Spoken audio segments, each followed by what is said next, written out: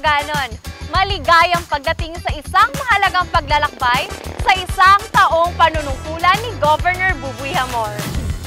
Ngayon sisimulan natin ang isang dokumentaryo na sumasalamin sa mga kahanga-hangang tagumpay at pagbabagong inisyatiba na tumutukoy sa kanyang panunungkulan.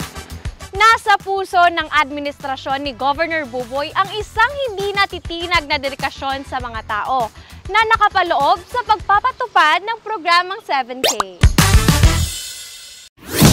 Samahan niyo po kami sa isang kahanga-hangang paglalakbay na ito. Habang nagbibigay liwanag sa isang taong panunungkulan ni Governor Buboy Hamor, isang visionary leader na nagbibigay ng pag-asa at pangarap sa mga Sorsoganon sa unahan ng kanyang pamamahala. Sama-sama nating saksihan ang pangmatagalang pamana na kanyang hinabi sa pamamagitan ng pagsasakatuparan ng programang 7K at ang matinding epekto nito sa buhay ng mga Sorsoganon.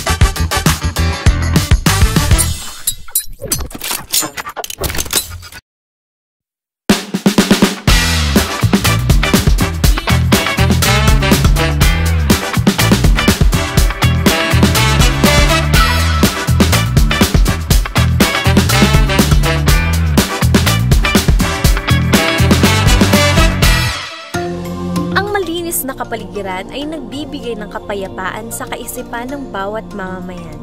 Ito rin ay sumasalamin sa karakter ng mga taong nakatira sa isang komunidad.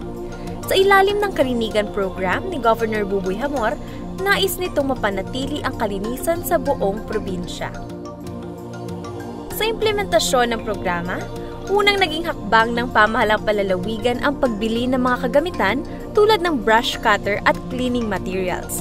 Ganon din ang pag-hire ng mga eco-aids. Iba't ibang pagpupulong din ang ginawa sa bawat LGUs at stakeholders bilang oryentasyon para sa mas maayos na pagpapatupad nito.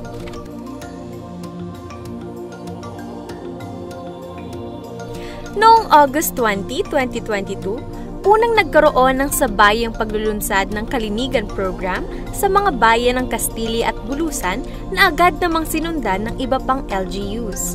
Dito nakita ang pakikiisa ng bawat Sorsoganon mula sa mga opisyales hanggang sa ordinaryong mamamayan na tulong-tulong na nagdilinis.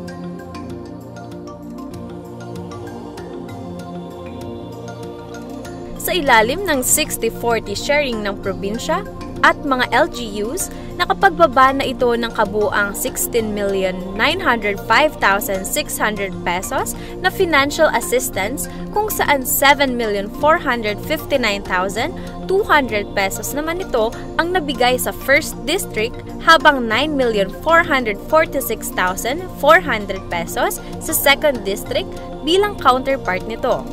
Ito ang pondong ginamit para sa pag-adopt ng bawat munisipyo sa nasabing programa. Hindi magiging realidad ang pagsasagawa ng programa kung wala ang tulong ng partner eco-aids. Sa kasalukuyan, may kabuang 1,263 hired eco-aids at brush cutter operators na ang kabilang sa kalinigan team na silang katuwang sa pagmamantina ng kalinisan sa buong lalawigan. Kalinigan program ay hindi lang nakatuon sa Kapatagan, gayon din maging sa mga coastal areas ng probinsya. Kasabay din ginagawa ng programa ang coastal cleanup activities, katuwang ang ilang partner stakeholders. Malaki rin ang naging epekto ng Kalinigan program sa kalagayan ng kalusugan ng bawat residente sa probinsya. Sa datos ng Provincial Health Office, bumaba sa halos 70% ang kaso ng dengue sa lalawigan. Tunay na kapag malinis ang kapaligiran, napipigilan ang pagkalat ng iba't ibang sakit sa pamayanan. Sa nakalipas na isang taon, mula sa 541 barangay sa buong probinsya, nasa 481 na ang kasalukuyang na binipisyuhan ng Kalinigan program at patuloy na iminamantina ang nasabing programa.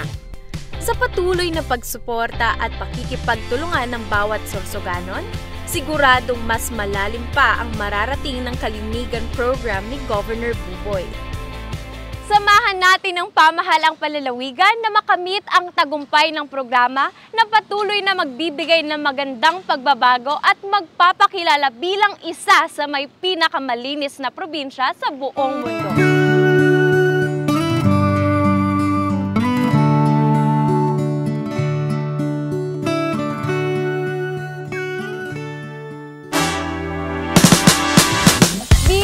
Refleksyon sa mga nagawa sa lalawigan ng Sorsogon sa ilalim ng pamumuno ni Governor Buboy Hamor, hindi natin maiwasang makaramdam ng pananabik at pag-asam sa mga mangyayari pa sa hinaharap.